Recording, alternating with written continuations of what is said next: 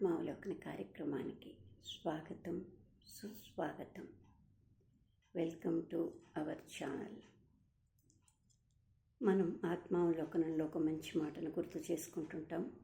ఈరోజు మనము క్షణక్షణం భయం భయం అనే కాన్సెప్ట్తో గుర్తు చేసుకుంటున్నాం. ఎందుకంటే మనకు సొసైటీలో ఈరోజు అలాంటి సిచ్యువేషన్స్ ఎదురవుతున్నాయి కాబట్టి అందరికీ దాని మీద అవగాహన ఉంది, బాధ ఉంది, భయం ఉంది, మార్చుకోవాలనే తపన ఉంది. కానీ ఎవ్వరము ఏమీ చేయలేక ఎవరికి వాళ్ళు బాధపడుతున్నాం. కానీ గుర్తు చేసుకున్నందువల్ల దాన్ని ఎంతవరకు మనము కొంతవరకైనా దాన్ని అరికట్టుకోవడానికి కానీ, లేదు ఆ పరిస్థితుల్ని తెలుసుకోవడానికి కానీ మనకు ఉపయోగపడుతుంది. ఎందుకంటున్నాను అంటే ఈ మాట చాలా ఆవేదనతో అంటున్నాను. సమాజంలో ఒక వ్యక్తిగా. ఎందుకంటే సొసైటీలో మనం ముందు రోజుల్లో మనం చూసినట్లయితే మన పిల్లలు తల్లిదండ్రులు ఎవరైనా కానీ ఒకరా ఇద్దరా అమ్మాయా అబ్బాయా జెండర్ తేడా లేదు, ఎవరైనా కానీ ఒక చిన్న ఫ్యామిలీగా ఉండేది. ఒకరికొకరు రక్షణగా ఉండేవాళ్ళు. ఈ ఇంటిని ఒకరు చూస్తూ ఉంటే వారిని వీళ్ళను వాళ్ళు భద్రపరుచుకుంటూ జాగ్రత్తలు తీసుకుంటూ ఈ కుటుంబానికి ఎల్ఐసి పాలసీ అని సెక్యూరిటీ ఇచ్చుకుంటూ, అంటే ఆ పాలసీని తీసుకొని తన కుటుంబం రక్షణగా ఉండాలి అనుకుంటూ అలా జీవనం సాగించేవాళ్ళు. అంటే సెక్యూర్డ్. ఇప్పుడు సెక్యూరిటీ ఉందా? అనుక్షణం భయం. ఏంటి? విద్యా సంస్థల్లో చదువుకోపోతే భయం. ఏ టీచర్ ఎలాంటి వాళ్ళు? 100 మందిలో 2 తప్పిదం చేసి ఇబ్బంది పెట్టినా ఎవరిని చూసినా భయం. తల్లిదండ్రులు మళ్ళీ పిల్లల్ని మనం ఏ రీతిలో చూస్తామనే భయం. బస్సులో పోతే భయం, ఆటోలో పోతే భయం, ఎక్కడ ప్రయాణిస్తే భయం, రోడ్లో నడుస్తుంటే భయం. ఏ బండొచ్చి గుద్దుతుందో, ఎవరు ఎలా ఉన్నారో, వాళ్ళ సిచ్యువేషన్ ఏంటో, ఎవరు హిట్ చేస్తారో తెలియదు, భయం. ఒక ఉద్యోగాలకు పోతే భయం. అది జెండర్ తేడా అని నేను చెప్పట్లే, కానీ ఆడవాళ్లకు ఇంకా కొన్ని ప్రాబ్లమ్స్ ఉంటాయి కాబట్టి వాళ్ళను ఎక్కువగా మనము ఇది చేస్తున్నాం. ఇదివరకు రోజుల్లో మనం ఇంటికే పరిమితమయ్యి కష్టపడి ఇంటి బాధ్యతలన్నీ చూసుకుంటూ ఒకరు బయట ఒకరి ఇంట అలా గమనించుకునేవాళ్ళు. కానీ ఈ రోజుల్లో వాళ్లకు వేడినీళ్లకు చన్నీళ్లు తోడు కాల పరిస్థితులు మారాయని కాబట్టి వీళ్ళు కూడా అన్ని పనుల్లో షేర్ చేసుకోవాలని నిర్ణయించుకొని చేస్తున్నారు, కష్టపడుతున్నారు. ఇంట్లో కష్టపడుతున్నారు, బయట కష్టపడుతున్నారు. వేరే పొరపాట్లు ఉన్న వాళ్ళ గురించి నేను మాట్లాడటం లేదు, ఇది అందరికీ వర్తించవు. కానీ అలా ఉన్న సమయంలో పోయిన వాళ్లకు ఎవరికీ రక్షణ లేకుండా, ఇప్పుడు ఇంతకుముందు రోజుల్లో ఏ కొంచెం ఇంటీరియర్ ప్లేస్లకు పోయినప్పుడు అమ్మ అక్కడ ఏమన్నా ఉంటాయేమో, జాగ్రత్తగా ఉండు, భద్రంగా ఉండు అని చెప్పేవాళ్ళు. కానీ ఇప్పుడు సొసైటీలో సమాజంలోనే మనకు భద్రత లేదు. భయపడేది క్రూర మృగాలతో భయపడుతున్నామో లేదో మనకు తెలియదు, కానీ మనుషులతోనే భయపడుతున్నాం. అంటే మనము ఎక్కువ చదువుకొని కోటి విద్యలు కూటి కొరికే అనేవాళ్ళు ఇంతకుముందు రోజుల్లో.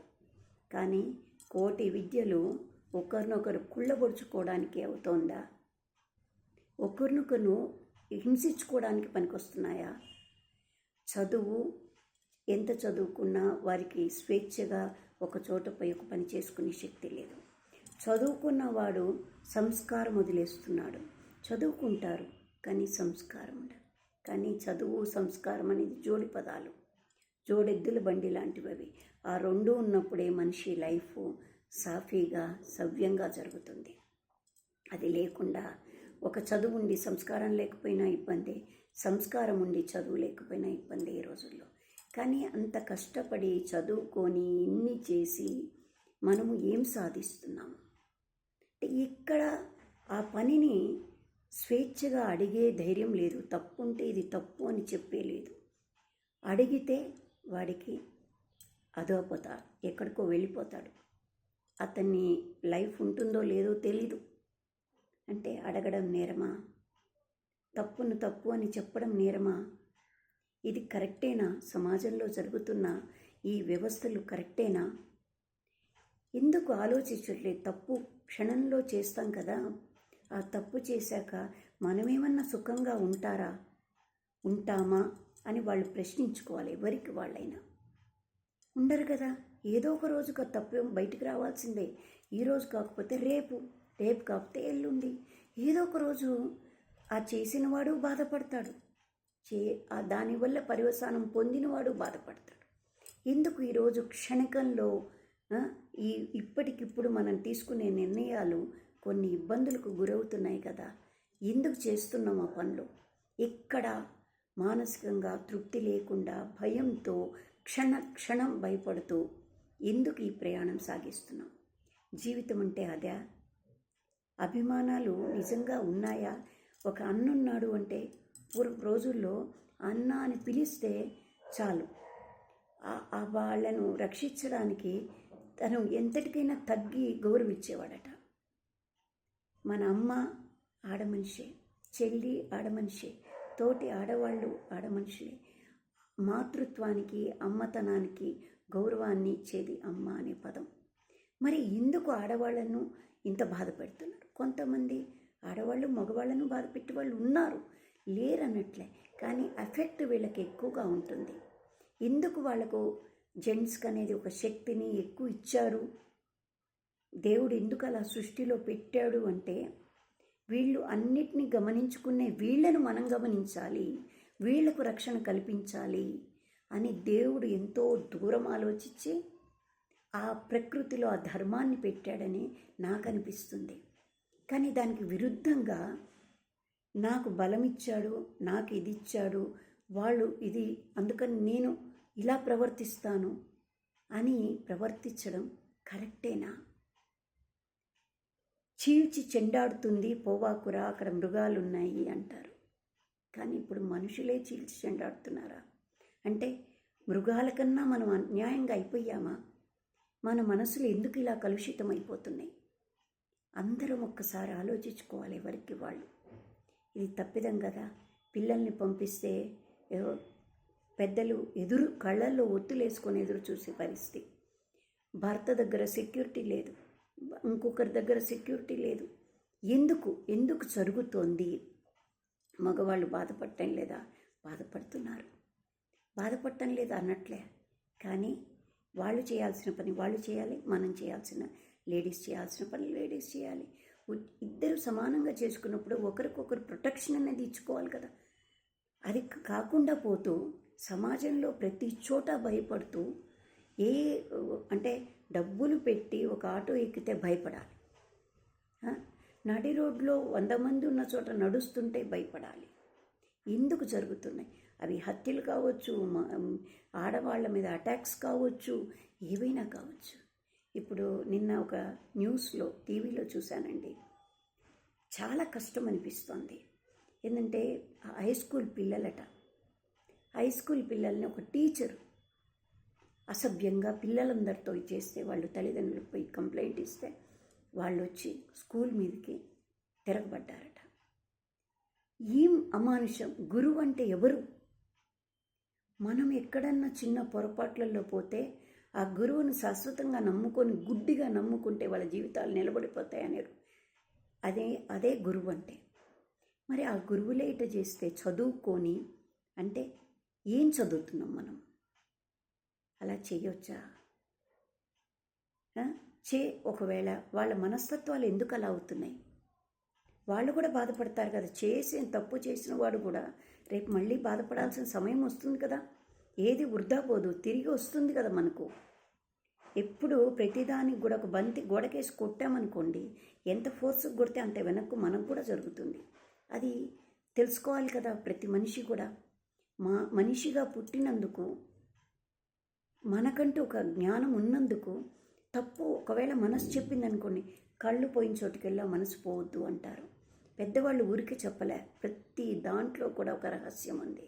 ఆ ప్రతి పదాన్ని మనం గుర్తించగలిగితే, జీవన గమనంలో అది ఇముడ్చుకోగలిగితే మనకు ఇబ్బందులు రావు. ఇప్పుడు తప్పు చేసిన వాడు కూడా రేపు శిక్ష అనుభవిస్తాడు కదా. అది అవసరమా? వాళ్ళు ఎలా బతికారో, ఒకప్పుడు వాళ్లకు సొసైటీలో ఎవరి అండ లేకుండా బతికారా, లేక అండ ఎక్కువై బతుకుతున్నారా, లేక ఎందుకు జరుగుతున్నాయి అమానుష ఘటనలు అనేది మనము ప్రతి ఒక్కరం ఆలోచించుకోవాలి. అందుకని భద్రంగా ఉండాలి.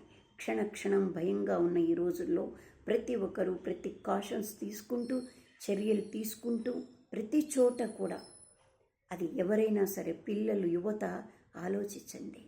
మన అక్క చెల్లి, మన వాళ్ళు, మన ఆత్మీయతలు రక్షాబంధనం కట్టించుకుంటామే, అది ప్రేమతో నువ్వు రక్షగా ఉండాలి, నువ్వెప్పుడు సదా హాయిగా ఉండాలి అని వాళ్ళు కడతారు. వీళ్ళు వాళ్ళకి ఏదో ఒక కానుక ఇస్తారు. ఎందుకు ఇస్తారు? నువ్వు ఈ కానుకతో దీనికి డబల్ అయి వృద్ధిలోకి వచ్చి నువ్వు హాయిగా ఉండాలి అని వాళ్ళ బ్లెస్సింగ్స్ ఇస్తారు. అక్కడ అంతస్తులు, ఇంతింత గిఫ్ట్లు అని కాదు, ప్రేమతో హృదయంతో ఇచ్చేవి.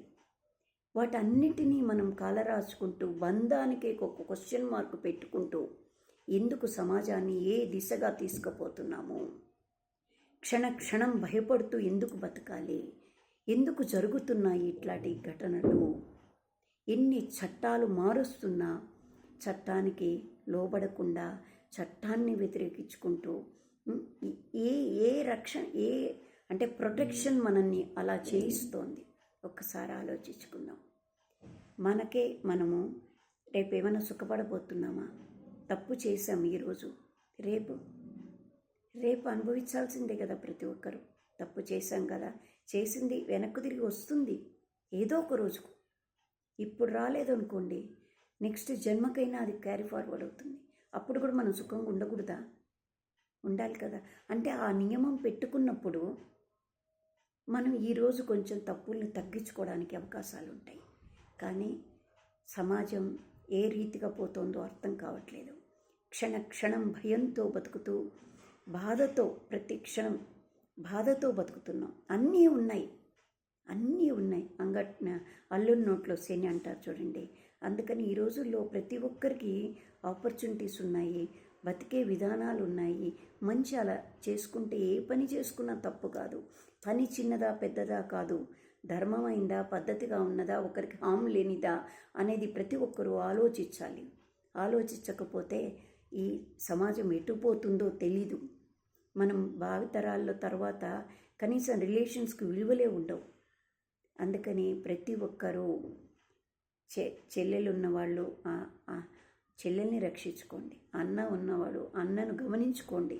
ఒక కన్నేసి అన్న ఏం చేస్తున్నాడు, ఎలా ఉన్నాడు అని గమనించుకోండి. భార్య భర్తను గమనించుకోండి, భర్త భార్యను గమనించుకోండి. ప్రతి ఒక్కరము కొంత ఓ కన్నేసి ఉండి బతకాల్సిన రోజులు వచ్చాయి.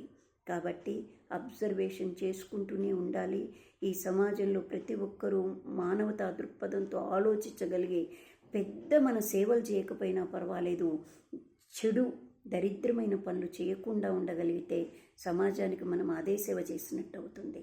దయచేసి పొరపాట్లు ఏదైనా మంచిగా సిన్సియర్గా ఉన్నవాడికి ఏం మిగులుతోంది?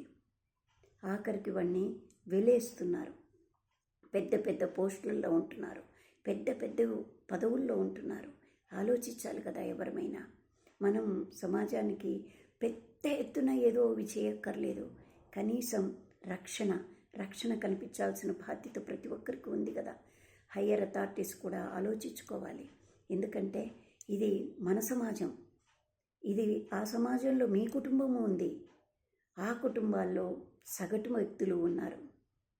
మరి వీళ్ళ అందరినీ మనం బాగుంటే అందరూ బాగుంటారు, అందరూ బాగుంటే మనం బాగుంటాం అనే కాన్సెప్ట్ను అందరూ గ్రహించుకోగలిగితేనే సమాజాన్ని కొంచెమైనా రక్షించుకోగలుగుతాము.